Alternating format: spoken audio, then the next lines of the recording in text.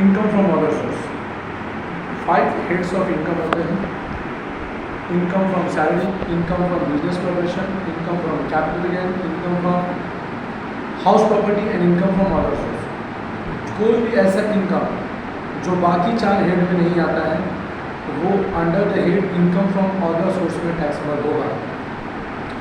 Income from other source मैंने side income को बोलते हैं। उसमें कौन कौन सा हेड टैक्सेबल होगा, कैसे होगा, बहुत से सुनो। पहला, बहुत सारे इनकम होगा इनकम फ्रॉम अदर सोर्स में, ठीक है। जो 4 हेड में नहीं होगा वो कहाँ टैक्सेबल होगा, इनकम फ्रॉम अदर सोर्स। पहला बात करते हैं डिविडेंड के बारे में। डिविडेंड अगर आपको किसी कंपनी से डिविडेंड मिलता है, चाहे वो इंडियन कंपनी हो या फॉरेन कंपनी हो, वो टैक्सेबल इनकम माना जाएगा। उस पर टैक्सेबल होगा under the head income from other source में, उस पर टैक्स देना पड़ेगा। किसके बारे में बात किया हम, डिविडेंड इनकम, ठीक है बच्चों। चाहे वो फॉरेन कंपनी से मिले या डोमेस्टिक कंपनी से मिले, ठीक है, वो फुल्ली टैक्सेबल होगा। पहले डोमेस्टिक कंपनी वाला एग्जाम होता था, मगर अब वो भी मेरा टैक्सेबल इनकम बन जाएगा। आगे बढ़ते हैं। अगर मान लीजिए किसी का कोई घर मेरे को भाड़ा पे दिया और उस घर को हम दूसरे को भाड़ा पे दे दिया, उसको बोलते हैं रेंट फ्रॉम सबलेटिंग।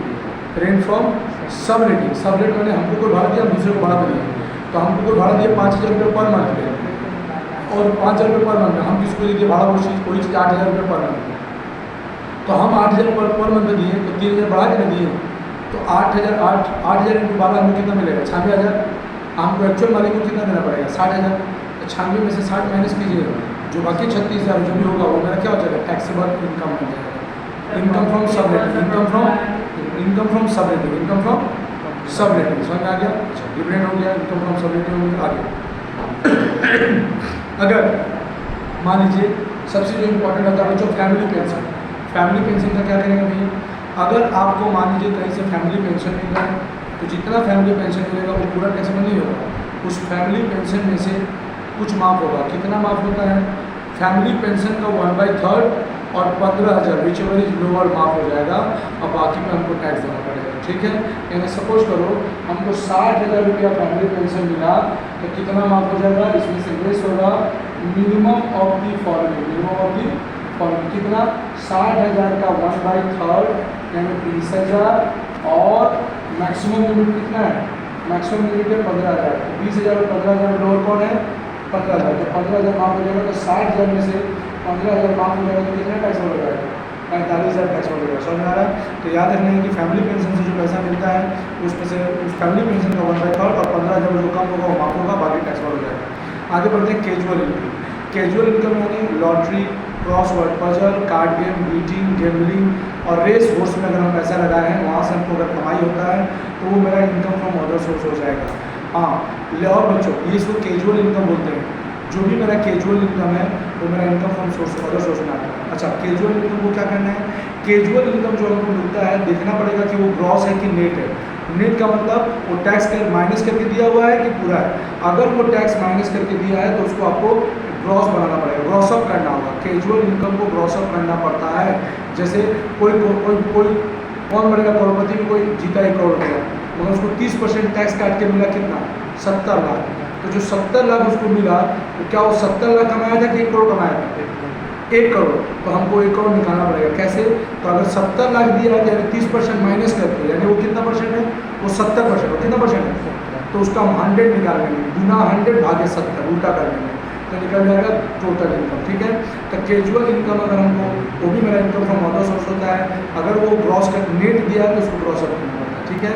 अगर वो रिसिप्ट दिया है तो ये निकालना पड़ता है कि हमने कितना अर्न किया। डन, ये कैसे निकालेंगे सर, रेशो उल्टा करेंगे। अच्छा, ग्रॉस अप कम नहीं करना पड़ता। अगर कैजुअल इनकम 10,000 के नीचे है तो उसका ग्रॉस अप करने की जरूरत नहीं।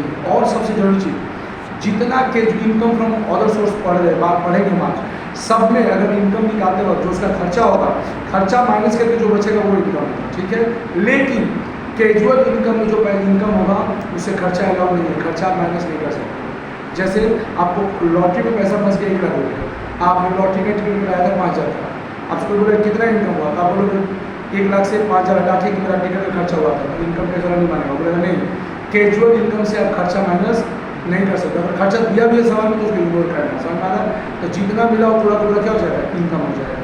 देन आगे बढ़ते, कोई टीचर है पेपर चेक कर रहा है, अदर इनकम। एमएलए एमपी को जो सैलरी मिला, अदर इनकम, ठीक है। डायरेक्टर को सीटिंग फीस मिल रहा है, अदर इनकम। डन हो गया। कहीं से भी सेविंग बैंक अकाउंट से इंटरेस्ट मिल रहा है, इनकम फ्रॉम अदर सोर्स, ये भी बनेगा।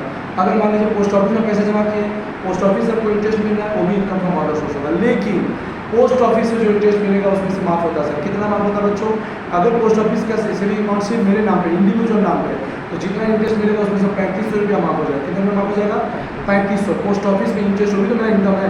अगर ज्वाइंट नेम में हुआ तो 3500 7000 माइनस होगा। ठीक है, हो गया। आगे बढ़ते हैं। गिफ्ट के बारे में, अगर आपको कोई गिफ्ट करता है तो वो भी इनकम फ्रॉम अदर सोर्स माना जाता है। गिफ्ट का वैल्यू अगर 50,000 के नीचे है तो वो टैक्सेबल नहीं होगा। 50,000 के नीचे चाहे वो रिलेटिव से मिले या नॉन रिलेटिव से मिले, माफ। अच्छा, अगर गिफ्ट 50,000 से ज़्यादा मिलता है, अगर वो रिलेटिव से मिलेगा तो वो माफ, लेकिन नॉन रिलेटिव से मिलेगा तो मेरा टैक्सेबल इनकम हो जाएगा। ठीक है, 50,000 से 1 रुपया भी ज़्यादा होगा तो पूरा टैक्सेबल हो जाएगा गिफ्ट के बारे में। ठीक है, और एक चीज़, लेकिन यही गिफ्ट शादी के टाइम में मिले तो शादी के टाइम में गिफ्ट किसी से भी मिले, चाहे वो रिलेटिव है या नॉन रिलेटिव है, तो सब एग्जाम हो जाता है। तो कौन कौन से गिफ्ट एग्जाम है? अगर रिलेटिव से मिल रहा है 50,000 के नीचे तो भी एग्जाम, 50,000 के ऊपर तो भी एग्जाम। अगर नॉन रिलेटिव से मिल रहा है, नॉन रिलेटिव जो मेरा रिलेटिव नहीं है, 50,000 के नीचे है तो एग्जाम, 50,000 के ऊपर हो तो क्या हो जाएगा? टैक्सेबल। और शादी के टाइम में मिलेगा, मैरिज के टाइम में तो चाहे जिससे भी मिले वो क्या हो जाएगा? एग्जाम हो जाएगा। कॉन्सेप्ट समझ में आ रहा है? अच्छा, और याद रहे तो कंफ्यूजन वाली बात नहीं है। Race horse owning and maintaining race horse, race horse जो होता है वो कैजुअल इनकम होता है, मगर कुछ लोग होता है owning and maintaining race horse, घोड़ा का पालन करना, बेचना, वो अपने खर्चा को माइनस कर सकते हो, अपने खर्चे को माइनस कर सकते हैं। तो बच्चों हमने आपको मोटा मोटी हमने बताया इनकम फ्रॉम अदर सोर्स का जो मेन है वो बता दिए। अब बस आपको यही करना है कि इनकम फ्रॉम अदर सोर्स दिया रहेगा, आपको देखना है कि वो टैक्सेबल है कि नहीं है, उसको जोड़ देना, आंसर आ गया। डन, क्लियर हो जाता है? सुनो, अब देखो इतना आसान है, तो बैठ के सामान लिखोगे सारा क्लियर होगा। अच्छा वाला समय फिर हम बताएंगे दूसरा।